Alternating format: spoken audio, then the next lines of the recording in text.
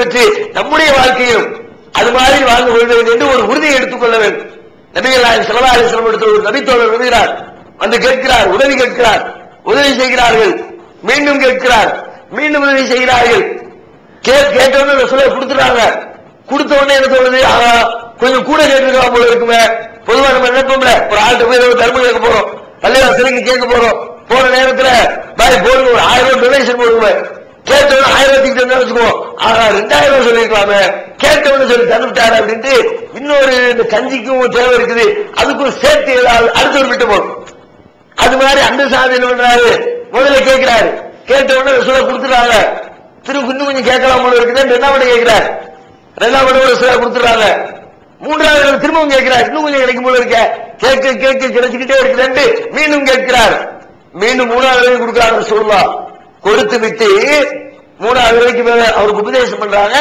நீ கேட்டீங்க, நான் கொடுத்துட்ட மேட்டர் இல்ல, ஆனால் இவ்வாறு இருப்பதை விட இது மாதிரி நீங்க யாசனை செய்வது அல்லாஹ்வுக்கு விரும்ப தகுந்த ஒரு காரியம் இல்ல. மார்க்கத்தில் சுயமரியாதையோடு இருக்க வேண்டும். பிறரிடத்தில் யாசிப்பது ஒரு உயர்ந்த நிலை இல்லை. தனது கரத்தால் உழைத்து சம்பாதித்து தன்னுடைய தேவையை பூர்த்தி செய்வதே சிறந்த நிலை என்று அவருக்கு உபதேசம் செய்கிறார்கள். சஹாபிக்கு அப்ப அவருடைய உள்ளத்தில் ஒரு உறுதி எடுக்கிறார், இதுதான் கேட்கிறது நல்லதில்லை என்று சொன்ன பிறகு நாம இனிமே யார்கிட்டையும் கேட்கக்கூடாது. உள்ளத்தில் உறுதி எடுத்து கேட்க மாட்டேன்னு நிற்கிறார். எந்த அளவுக்கு கேட்க மாட்டேன்னு அவர் மாறி போயிட்டாருன்னா, ஒட்டகத்தில் உட்கார்ந்து இருக்கிறார். ஒரு நாள் மேல உட்கார்ந்து இருக்கும் போது கையில வச்சிருக்கிற ஒட்டகத்தினுடைய அந்த கயிறோ ஏதோ ஒண்ணு கம்போ, விரட்டக்கூடிய கம்போ ஏதோ ஒன்று கீழே விழுந்துருச்சு. மேல உட்கார்ந்து இருக்கிறவர் கீழே போட எடுத்தானே எடுத்து கொடுத்துருவாங்கல்ல, இது ஒரு பெரிய வேலையில தானே. ஒட்டகத்திலிருந்து இறங்கி திரும்ப ஏறுறதுக்கு பெரிய கஷ்டம். அவர் என்ன பண்றாரு, கையில இருந்து அந்த சாட்டை கீழே விழுந்தா போற ஆட்களை கூப்பிட்டு எடுத்து யாரும் எடுத்து தர்றதுனா கூட வேண்டான்ட்டு மெனக்கிட்டு மேல இருந்து கீழே இறங்கி இவர் எடுத்து மேலே ஏறி அமர்கிறார். எதுக்கு இப்படி செய்யறாரா, யார்கிட்டையும் கேட்கறது நல்ல இல்லை, உதவி கேட்காத சொன்னாங்க. அதனால நான் எந்த உதவியும் கேட்க மாட்டேன், காசு பண்ண பொருளாதார உதவி மட்டுமில்ல, எதையும் என்னால் இயன்ற வரைக்கும் அடுத்தவரிடத்திலே தேவையாகாமலே என் வாழ்க்கையை நான் கழித்துக் கொண்டிருக்கிறேன் என்று அந்த நபித்தோழர் பிரித்தாரத்தில் அறிவிக்கிறார் என்ற செய்தியை பார்க்கிறோம். நம்முடைய வாழ்க்கையிலும் தேவையில்லாமல் பிறரிடத்தில் யாசிப்பது, பிறர் தயவை எதிர்பார்ப்பது, பிறரிடத்தில் பள்ளியிப்பது நம்முடைய கௌரவத்திற்கும் கண்ணியத்திற்கும் இழுக்கு ஏற்படுத்தக்கூடிய ஒரு காரியம் என்பது ஒவ்வொருவரும் உணர்வு. யோசித்து பாருங்கள், நாம இயற்கையில அடுத்தவரிடத்தில் கையேந்தினார், அடுத்தவங்களுடைய உதவியை எதிர்பார்த்து நின்றார்.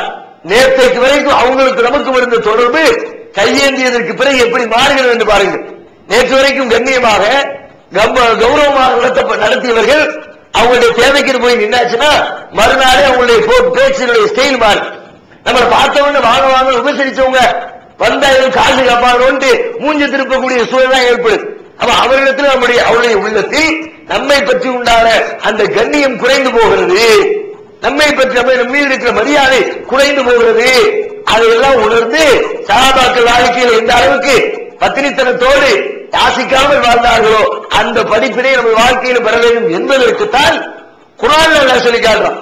அல்லாஹ் குர்ஆன்ல எழுதி சொல்லணும், இது உங்களுக்கு பாடம் இருக்கிறது, பிற்காலத்தில் வரக்கூடிய மக்களிடையே படிப்பினை பெற வேண்டும், அதுக்கு தான் அல்லாஹ் இதை சொல்லி தரான். அது மட்டும் இல்ல, அன்சாரிகளை பத்தி பேசுறான், மதீனத்து மக்களை பத்தி. மக்காவில இருந்து குடிபெயர்ந்து வந்துட்டாங்க, வந்ததுக்கு பிறகு இங்க லெவல் என்ன, இவர்களுடைய சொத்து பத்துக்கள் இருந்து கொடுத்து அவங்களுடைய தேவையை நிறைவேற்ற வேண்டிய அவசியம் இருக்கிறது. பொதுவாக இப்படி ஒரு சூழ்நிலை இருந்தால் யாராவது நம்முடைய தேவைக்கு கொஞ்சம் வச்சிருக்கிறோம், அப்ப பார்க்க ஒரு ஆள் வந்துட்டாரு, அவருக்கும் கொடுக்க வேண்டியது இருந்துச்சுன்னா நமக்கே உணவுதான் இருக்குது, இப்ப பார்க்க வேற வந்துட்டாங்க என்று அவர்கள் மீது ஒரு விதமான எரிச்சல், லேசான எரிச்சல் வரும். நோம்பு பிறகு உட்கார்ந்து இருக்கணும் வச்சுக்குவோம், எல்லாம் வசதியா ஜூஸ் இருக்குது, கஞ்சி இருக்குது, வடை இருக்குது, ஒரு வடை, ஒரு கப்பு ஜூஸ், ஒரு டம்ளர் தண்ணி, ஒரு கொட்டார கஞ்சி இருக்கு. அப்ப பாருங்க கடைசி நேரத்தில் ஒரு ஆள் அவசரமா ஓடிடுறாரு. ஓடி வரும்போது பலருடைய மனதை எப்படி இருக்கணும், வந்தவொன்னு அவன் இல்லாம ஒரு ஆள் கொடுத்து தொடங்க வைப்போம், இருந்தா பிரச்சனை இல்லை. எங்க நம்மளுக்குள்ள பங்கு வந்துருமோ அப்படின்னு அவரை பார்க்காத மாதிரி, அவரை கண்டிக்காத மாதிரி, அவர் வந்ததே நமக்கு தெரியாதுங்கிற மாதிரி மரமணம் கொடுத்துட்டு முடிஞ்ச பிறகு எப்போ வந்தீங்கன்னு கேட்கிற ஆட்கள்லாம் இருக்கிறத பார்க்கணும். அடுத்தவர் தனக்கு இருக்கிறவர் ஒன்றில பங்கு கேட்க வந்தால் உள்ளம் வேதனைப்படுகிறது. அவங்களுக்கு நமக்கு வர வேண்டிய ஒரு நன்மை அவங்களுக்கு போச்சுன்னா நமக்கு ஒரு 10 ரூபா வரணும், அது அடுத்தவங்க போயிருச்சு, வசூல் பண்ண போறாங்க. எத்தனையோ அமைப்புகள் ஜமாத்துகள் வசூல் பண்ண போகும்போது நமக்கு முந்தி ஒருத்தர் போயிட்டான்னு வச்சுக்குவோம், ஆகா முந்தி அடிச்சுட்டு போயிட்டாங்க, நம்ம 2 நாளைக்கு முன்னாடி விட்டோமே அந்த ஆளை பார்க்கலையே நமக்கு வர வேண்டிய ஒரு பங்கு பிறருக்கு போனால் நமது உள்ள ஏற்றுக்கொள்ள மறுக்கிறது, அதனால் வெறுப்பு வருகிறது, அவர்கள் மீது காழ்ப்புணர்ச்சி வருகிறது, அவரை டேக் ஓவர் பண்ணி நம்ம எப்படி முந்திக்கிட்டு போய் அதை புரிந்து முடியும் என்ற உணர்வு வருகிறது. ஆனால் திருமறை குர்ஆன் சஹாபாக்களுடைய உணர்வுகளை பேசுகிறது. அல்லாஹ் சொல்கிறார், வல்லதீன தபவ்வஉ الدار والإيمان من قبلهم يحبون من هاجر إليهم. அந்த மக்கள் எப்படிப்பட்ட ஈமான் கொண்டவர்கள் தெரியுமா? அவர்களின் மக்கள் ஹிஜ்ரத் செய்து வந்தார்களே அவர்களை இவர்கள் நேசிக்கிறார்கள். என் காசை வாங்குறதுக்கு ஒரு குரூப் வந்திருக்குது, எனக்கு அவங்க மேல பாசம் வருது. விட்டா அவருக்கு பாருங்க, நம்முடைய வாழ்க்கைக்கும் சஹாபாக்களுடைய வாழ்க்கைக்கும் இருக்கிற வித்தியாசம் பாருங்க. என்கிட்ட இருந்து என் சொத்துல ஒரு பங்கு வாங்கிக்கிறதுக்கு ஒரு குரூப் வருது. யுஹிப்பூன மன் ஹாஜர இலைஹிம், அவர்கள் ஹிஜ்ரத் செய்து வந்தவர்களை அவர்கள் நேசிக்கிறார்கள்.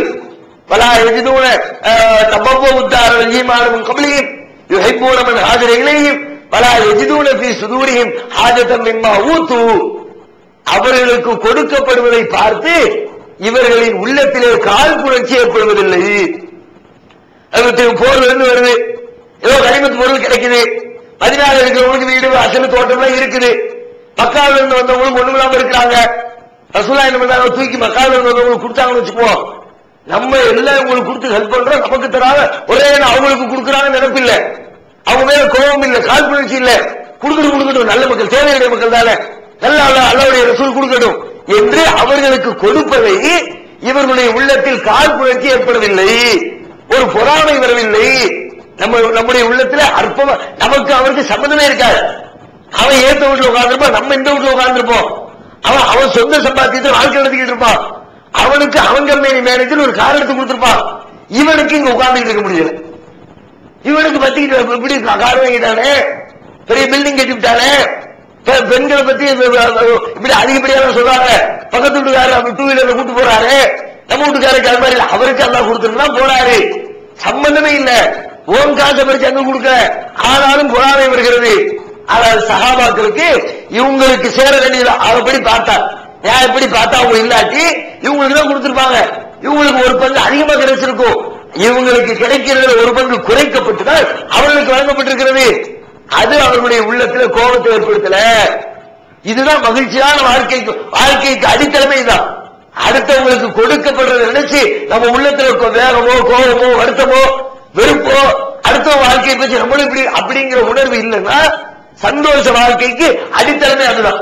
மறுமையில சுவனத்தை பத்தி அல்லாஹ் சொல்றாங்க, வலதானா மாஃபி சுதூரிஹிம் மின் கில்லின், சொர்க்கம்னா எப்படி சொர்க்கம், நிறைய இன்பம் இருக்கும், இன்பம் மட்டும் இருந்தா போதாது, நம்மளோட ஒருத்தருக்கு கூட வந்து இன்பம் இருந்துச்சுன்னா நம்ம இன்பம் கெட்டு போயிடும். அவன் சூப்பரா இருக்கிறான், அதனால அல்லாஹ் என்ன பண்ணுவானா, வலதானா மாஃபி சுதூரிஹிம் மின் கில்லின், சொர்க்கத்தில் இருக்கிறவங்களுடைய உள்ளத்திலிருந்து பொறாமையை கலட்டி எடுத்து விடுவோம். பொறாமைங்கிற உணர்வே இருக்காது. சந்தோஷம் யார் வேணா அனுபவிச்சுக்க, நீ அனுபவிச்சுக்க, நான் அனுபவிச்சுக்கிறேன், அதனாலதான் சந்தோஷமா இருக்க முடியும். அந்த உணர்வு இருந்துச்சுன்னா சொர்க்கமே நரகமா போயிடும். அதனால அல்லாஹ் எடுத்துட்டு சஹாபாக்களிடத்துல அப்படிப்பட்ட ஒரு நிலைமை இருந்தது என்று திருமறை குர்ஆன் பேசுவதை பார்க்கிறோம். இன்னும் பல பேர் இடத்துல அவங்களை பத்தி சிராஜ் இன்னும் சொல்றாருன்னா, குர்ஆன் ஹதீஸை பின்பற்றுங்கள் என்று சொல்லும் போது சஹாபாக்களை சொல்லி அவங்க வழியாக குர்ஆன் ஹதீஸை ஃபாலோ பண்ணி அவங்க வழியில உனக்கு வந்திருக்குது, அது அவங்கள ஃபாலோ பண்ண அர்த்தம் இல்ல, அவங்களுக்கு தனி சட்டம் இல்ல, தனி ரூல் இல்ல, அவர்கள் அவங்க வழியாக நல்ல இடத்துல உனக்கு வந்திருக்குது. வஸ்ஸாபிகூனல் அவ்வலூன மினல் முஹாஜிரீன வல் அன்சார், அன்சாரிகளிலும் முஹாஜிர்களிலும் முந்திவிட்ட முன்னோர்களிலும் வல்லதீன தபஅஹும் பி இஹ்சானின் ரலியல்லாஹு அன்ஹும் வரது அன்ஹு, அந்த முந்திச்ச சஹாபாக்கள் அவர்களை யார் நல்ல காரியங்களை பின்பற்றுகிறாரோ அவர்களையும் அல்லாஹ் பொருந்திக் கொண்டான். நல்ல காரியம்னா எது? சஹாபாக்கள் புதுசா நல்லதை உருவாக்க முடியாது. அல்லாஹ் எதை சொன்னாரோ அதுதான் நல்லது, அல்லாஹ்வுடைய தூதர் எதை சொல்லி தந்தாரோ அதுதான் நல்லது. இந்த ரெண்டை தாண்டி புதிய நல்லதுன்னு ஒண்ணு கண்டுபிடிக்க முடியாது. அந்த நல்லதை சஹாபாக்கள் செஞ்சாங்க, முஹாஜிர்கள் செஞ்சாங்க, அந்த ரூட்ல நீ போனா உனக்கு நல்லது.